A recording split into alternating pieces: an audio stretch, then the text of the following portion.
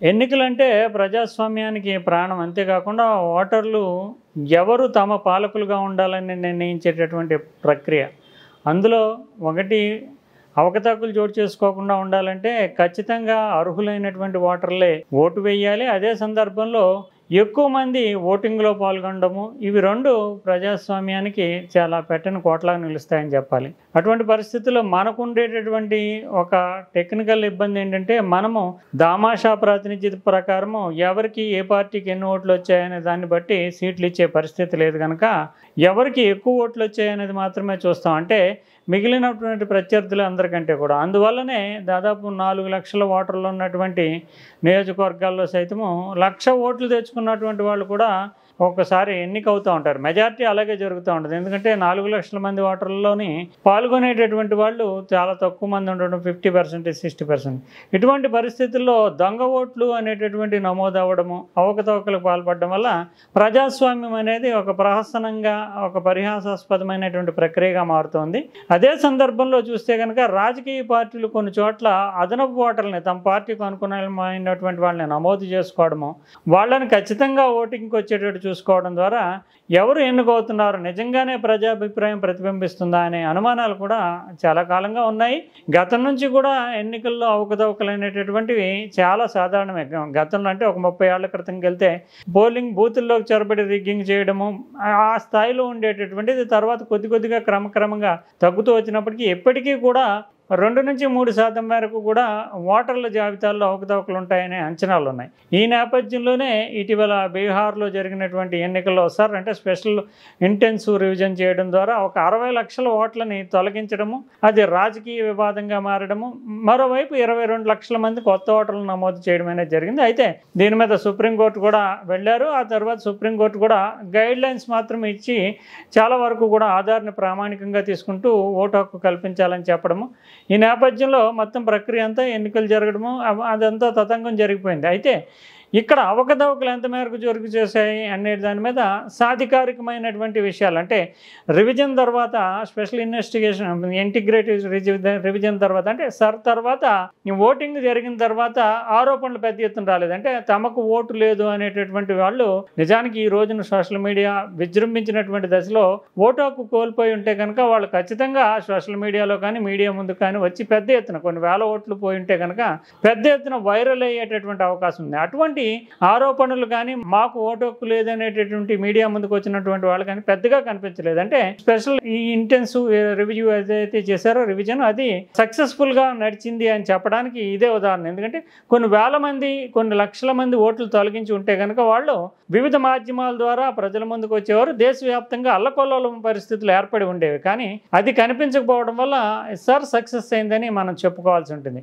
ఇప్పుడు చూస్తే కనుక ఇప్పుడు మిగిలిన కొన్ని అంటే వచ్చే సంవత్సరం ఎన్నికలు జరిగేటటువంటి రాష్ట్రాలతో పాటు 9 రాష్ట్రాల్లో ఈసారి చేపట్టడానికి ఎలక్షన్ కమిషన్ ఏర్పాట్లు చేసుకోవడం, దీన్ని ఆపాలని సుప్రీంకోర్టుకు వెళ్ళడం, సుప్రీంకోర్టు సాధారణంగా ఎన్నికల ప్రక్రియలో జోక్యం చేసుకోవడానికి కానీ అది కూడా కాన్స్టిట్యూషనల్ బాడీ అంటే రాజ్యాంగబద్ధమైనటువంటి బాడీ కాబట్టి ఎలక్షన్ కమిషన్ విధి నిర్వహణలో కూడా జోక్యం చేసుకోవడం అనేది ఉండదు. అయితే ఇక్కడ దేశవ్యాప్తంగా ఇటువంటి ప్రక్రియ చేపట్టడానికి ఎన్నికల కమిషన్కి అధికారం లేదు అంటూ రాజ్యాంగాన్ని పట్టుకుని ఒక టెక్నికల్ రీజన్ మీద న్యాయస్థానాల్లో పోరాటం అనేది జరుగుతుంది. ఇది ఏమైనప్పటికీ కూడా ఇప్పుడు వెలువడుతున్నటువంటి వివరాల ప్రకారం చూస్తే దేశవ్యాప్తంగా అత్యవసరమనే తేలుతుంది. ఎందుకంటే ఇప్పుడు వెస్ట్ బెంగాల్లో ఈ రివ్యూకి సంబంధించి జరుగుతుంది. ముఖ్యంగా ఈ సందర్భంగా చూస్తే కనుక కొన్ని లక్షల మంది బంగ్లాదేశ్ నుంచి వచ్చినటువంటి వాళ్ళు మళ్ళీ తిరిగి తమ దేశాలకు వెళ్ళిపోతాం, అక్కడ అవుట్ పోస్టుల దగ్గర విపరీతంగా జనం కనిపించడము, అంటే నిజానికి భారతదేశ పౌరులే అయి ఉంటే కనుక వాళ్ళంతా కూడా మళ్ళీ బంగ్లాదేశ్కి వెళ్లాల్సినటువంటి అవసరం ఉండదు. అంటే వాళ్ళకి మూలాలు ఉంటాయి కనుక తమకి ఇక్కడ ద్వారా నిరూపించుకోవడానికి కూడా అవకాశం ఉంటుంది. అందులోని ఇదే మాతృగడ్డ అయి ఉంటే కనుక వాళ్ళు ఖచ్చితంగా దేశాన్ని నమ్ముకుని ఇక్కడే ఉంటారు. కానీ అక్రమ చొరబాటుదారులు కాబట్టే ఇప్పుడు లక్షల మంది బంగ్లాదేశ్కి మళ్ళీ తిరుగుముఖం పడుతున్నటువంటి ఉదంతాలు కనిపిస్తూ ఉన్నాయి. ఇది ఒక రకంగా చెప్పాలంటే అనేది అవసరమని. అంతేకాకుండా ఇటీవల కాలంలో రాజకీయ పార్టీలు ప్రధానంగా ప్రతిపక్షాలు చేస్తున్నటువంటి ఆరోపణ కూడా ఓట్ చోరీ జరుగుతోంది దేశంలో అంటూ పెద్ద ఎత్తున అది ఒక పొలిటికల్ టూల్గా వాడుతున్నారు. ఖచ్చితంగా ఓటు చోరీ జరుగుతున్నటువంటి విషయాలకు కూడా చెక్ పెట్టాలి, నిజమైనటువంటి అర్హులైనటువంటి ఓటర్లే ఉండాలంటే ఖచ్చితంగా ఇటువంటి ప్రక్రియలు చేపట్టడం ద్వారా కొంతమేరకు సంస్కరించేటటువంటి అవకాశం ఉంటుంది. అంటే అధికారంలో ఉన్నటువంటి వాళ్ళకి అడ్వాంటేజ్ రాకుండా ఉంటుంది. అదే సమయంలో ఎలక్షన్ కమిషన్ కూడా జవాబుదారీ చేయాల్సినటువంటి అవసరం ఉంటుంది. సర్లాంటి ప్రక్రియలు చేపట్టిన తర్వాత ఎవరికైనా ఓటు హక్కు కోల్పోయినా లేదంటే ఎవరికైనా అదనంగా ఓటు ఇచ్చినా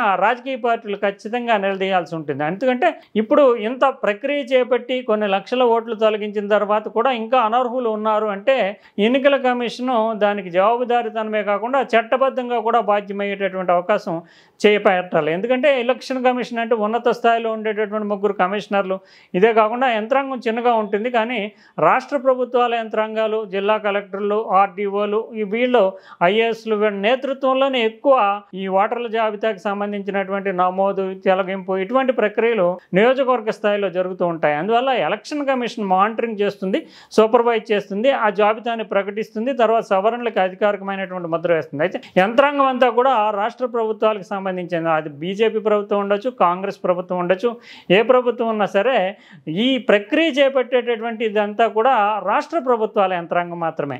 అందువల్ల పూర్తి స్థాయిలో ఎలక్షన్ కమిషను 3 కమిషనర్లని వేలెత్తి చూపడం ద్వారా సాధించేదేమీ ఉండదు. ఎందుకంటే రాష్ట్ర ప్రభుత్వాల నేతృత్వంలో వచ్చేటటువంటి యంత్రాంగము చిత్తశుద్ధితో కమిటెడ్గా పనిచేయాలి. వాళ్ళ మీద ఒకవేళ ఎన్నికల ఓటర్ల జాబితాలో అవకతవకలు చోటు చేసుకుంటే వాళ్ళ మీద వేటు వేసే అధికారము ఎలక్షన్ కమిషన్కు ఉండాలి. కేవలం ఎన్నికల ప్రక్రియలో అంటే నోటిఫికేషన్ దగ్గర నుంచి ఎలక్షన్ రిజల్ట్స్ వరకు మాత్రమే ఎలక్షన్ కమిషన్ పరిధిలోకి అధికారులు వస్తున్నారు. అప్పుడు మాత్రమే ఏమన్నా అవకతవకలు చేపడితే కనుక ఎలక్షన్ కమిషన్ చర్యలు తీసుకుంటుంది తప్ప ఈ జాబితా నమోదులో కానీ అవకతవకలకు కానీ అధికారులను ఎవరిని బాధ్యత చేసేటటువంటి అవకాశం కనిపించట్లేదు. దీనివల్ల జిల్లా స్థాయిలో ఉండేటటువంటి అధికారులు కూడా తప్పించుకోగలుగుతున్నారు. అది తమకు సంబంధించి లేని వ్యవహారం కాదని. అందువల్ల ఒక నియోజకవర్గంలో 10,000 ఓట్లు అక్రమంగా నమోదైన 10,000 మంది వాళ్ళ అర్హులైనా తొలగించిన అక్కడ ఆ నియోజకవర్గానికి రిటర్నింగ్ అధికారిగా ఎవరైతే ఉన్నారో జిల్లా కలెక్టర్ స్థాయిలో వాళ్ళ మీద ఖచ్చితంగా చర్యలు తీసుకోవడానికి, సస్పెండ్ చేయడానికి పవర్స్ ఉంటే కనుక